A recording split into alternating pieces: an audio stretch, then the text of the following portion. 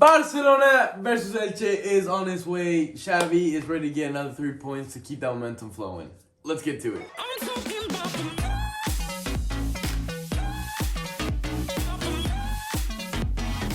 Alright guys, welcome back to Admitting a Culé.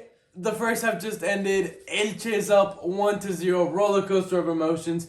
We go from almost scoring on one end to almost conceding on one end to almost scoring. And to finally Elche getting the goal that they've been looking for. They grew in confidence as the half progressed.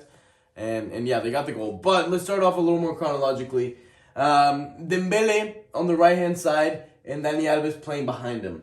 I think initially I didn't realize it, but I think that's a recipe for disaster for two reasons. Dembele, he can, but he doesn't really defend too much, and he loses a lot of balls because he's always trying to take a player on. You know, whether you consider that a good thing or a bad thing, that's up to interpretation, but he's going to lose a lot of balls. That's a fact. And Dani Alves, on the other hand, I mean, he's old. He's not the best at recovering balls. So what he does best is when he has a ball at his feet, working the ball forward. But when it comes to, you know, trying to outpace Mojica, the Elche's left back, he's going to get burned every time. And it has been happening time and time again. If we had saw it happen, we'd mention it, we've been cautious about it, and, well... and exactly what we saw in the goal. That's exactly what cost us, yeah. One thing that I've also noticed from Barcelona is that we keep relying on Dembele's side and never attack down Gavi's side, which is something I don't really like to see. I feel like having a little more variety gives us a little bit more, makes it a little bit less predictable. What else have you been seeing? It's been a Barca that's been really, like you said, like right-sided heavy. We haven't seen much from Xavi. However, there have been moments of sparks from Xavi here and there. Yeah. When Barca does decide to move the ball to the left side, Xavi has come up with certain plays, like whenever he stopped the ball on the line and he passed it back. I haven't seen much from Aubameyang. No. It's been mainly trying to find crosses for Aubameyang, see if he can head something in. But aside from that, he hasn't done much. He did get that one ball that he backheeled, and it was kind of like, you could have done something a little bit better with that. So it's been one-sided heavy. Elche's been very compact, which has led to Barca looking for the diagonals, right? Whether it's Piqué or Araujo, to sending it over to Dembele. Because again, Elche is so compact down the middle. It's very hard to find Aubameyang. The only few times that we found him, it was like that one time where he went for the back heel. A few crosses had just been a little bit too high. And there was the one chance where he was dribbling. He finds that through ball to Dembele down the inside.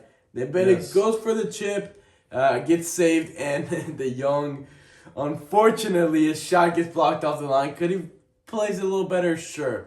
But that was definitely Barca's closest chance of the half, and I think it left all Barca fans really with a bittersweet, kind of feeling, because it was a really good play, and it was nice to see a really good play from Barca, but it nearly ended in a goal, and that was the bitter portion of it. And I think after that, Elche kind of saw, I think that was kind of the turning point of the game, because for so much part of that game, Elche had just been sitting back, defending, and then Barca had a really close opportunity, and Elche kind of woke up and said, wait, we're sitting a little too far back, giving Barca way too much space. Let's start taking the game to them. I think it was already 30 minutes in. They were already starting to grow a little bit in confidence because it was still 0-0. And that's when they started finally creating chances until that 45th, 44th minute goal. Yeah. I do want to mention one final thing before we go to the half.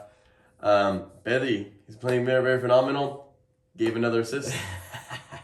All right, we'll leave it off as that. All right, guys. See you in the second half. All right, guys, we're back after the end of the game. What a turnout for Barcelona. What a roller coaster of emotions once again. Oh, God, I really thought... I really thought Elche was going to pull off with the tie, man. When I looked at the clock and I saw it was still tied 1-1, there was maybe 10 minutes left in the game. I was like, oh, Elche, you can grind this tie out. But unfortunately, so many close calls with handballs and everything. Let's talk about that handball with the actual penalty that the ref gave. Initially, let's see, Traore, I believe it was Traore, cut back. Depay.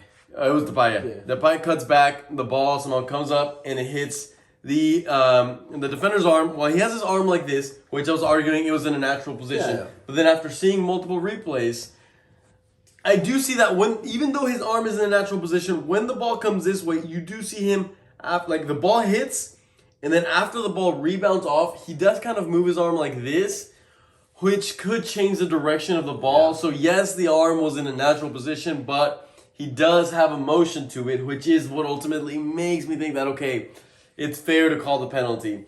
I still feel like it's a little bit harsh on Elche, but it is a penalty. Yeah. And then let's talk about that penalty. Depay shot, that was pretty nice. He blasted in the corner with a lot of pressure to put the game. I mean, that's to win the game, straight up. That is to win the game. Trusted his guts, did a short run up, puts it up there. And right before the penalty, we were joking. I said, he's about to just missile this over the goal, and it almost looked like he did. Yeah, not gonna lie, my heart skipped the beat. That was sheesh. But hey, what a goal nonetheless. I think it was also I think it was key for Barca to tie up the game relatively early into the second half. Otherwise, I think it would have been even worse for them. Like they would have gone into the whole the nerves and all that. But the goal came at the right moment off a play that maybe there was gonna be not much to it. A cross from Dembele. Jordi Alba tries to get a shot in, but really it just ends up being like a little touch. Yeah. And somehow falls to Ferran Torres. And at first you're like, oh, it's gotta be offsides.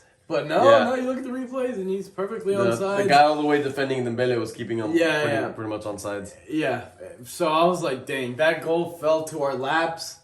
There's no way Ferran can miss that one. and like you said, the equalizer came at the perfect time. But there was also a lot of chances that we missed. It was a half in which Barcelona created a lot. Yes, defensively, we also gave up a lot.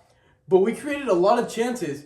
We just couldn't capitalize on them. And that was a little bit frustrating. Ferran had a few left-footed chances that he missed or were wide or whatever. Even at the end, Adama, once we were already winning, Adama Traore had 2 chances in which he kind of cut his own angle off. Mm-hmm. And there's still one for the shot where maybe he should have gone for the pass. On the last final play of the game, that potential penalty that yes, the foul came outside, blah, blah, blah, blah, blah.